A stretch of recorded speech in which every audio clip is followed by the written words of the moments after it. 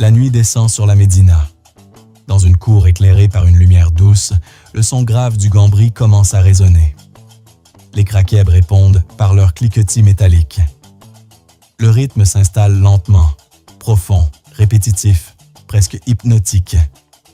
Les voix s'élèvent, les corps se balancent, et peu à peu, une lila commence. Mais qu'est-ce que le gnawa? Est-ce seulement une musique, un rituel, une mémoire, ou bien tout cela à la fois? Le gnawa est l'un des patrimoines spirituels et musicaux les plus sensibles du Maroc. Son histoire est liée aux populations originaires d'Afrique subsaharienne, arrivées au Maroc à partir du XVIe siècle dans un contexte marqué notamment par l'esclavage, les déplacements forcés et les échanges transsahariens. De cette histoire douloureuse est née une tradition qui a transformé la souffrance en chant, la mémoire en rythme et l'exil en lien spirituel. Au fil du temps, la culture gnawa s'est enracinée dans la société marocaine. Elle a rencontré les langues, les croyances et les sensibilités du pays, l'héritage africain, les références arabo-musulmanes, les pratiques amazighes et les expressions populaires marocaines. Cette rencontre n'a pas effacé l'origine de la tradition. Elle lui a donné une forme nouvelle, profondément marocaine, mais toujours traversée par la mémoire de l'Afrique.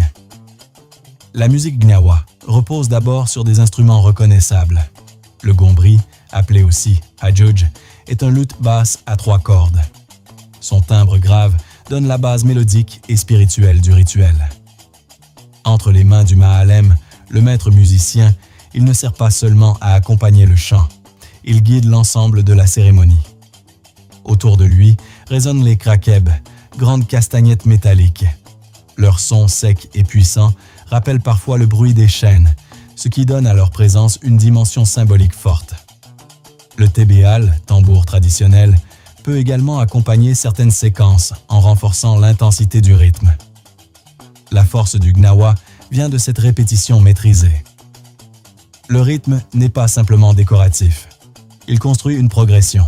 Il appelle, répond, insiste, ouvre un espace intérieur. Les chants fonctionnent souvent par dialogue entre une voix principale et un chœur.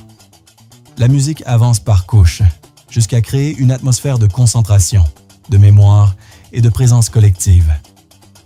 Au cœur de cette tradition se trouve la lila, cérémonie nocturne dirigée par un ma'alem et organisée selon un ordre précis. Elle réunit musique, chant, encens, couleurs, invocation et participation du groupe. Dans la tradition gnawa, chaque séquence peut être associée à une couleur spirituelle et à des entités appelées mlouk. Ces références doivent être abordées avec respect, car elles appartiennent à un univers symbolique et rituel profondément codifié. La lila possède aussi une dimension thérapeutique. Pour certaines communautés, elle permet d'apaiser, de rééquilibrer, de renouer avec soi-même et avec les autres. Il ne s'agit pas d'un spectacle au sens ordinaire du terme. C'est un moment de transmission, de spiritualité et de soins symboliques, où la musique devient un langage entre le visible et l'invisible. Aujourd'hui, le gnawa continue de vivre. À Essaouira, le festival Gnawa et musique du monde, créé en 1998, a contribué à faire connaître cette tradition au Maroc et à l'international. Sur scène, les ma'alem dialoguent avec le jazz, le blues, le reggae ou les musiques du monde, sans que la racine spirituelle disparaisse. En 2019, le gnawa a été inscrit sur la liste représentative du patrimoine culturel immatériel de l'humanité de l'UNESCO. Cette reconnaissance rappelle que le gnawa n'est pas seulement une musique à écouter. C'est une mémoire à respecter, une tradition à transmettre et un art vivant qui continue de relier le Maroc à l'Afrique et au monde.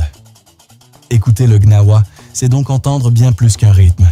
C'est entendre une histoire, une douleur transformée, une spiritualité partagée et la force d'un patrimoine qui continue de vibrer dans le présent.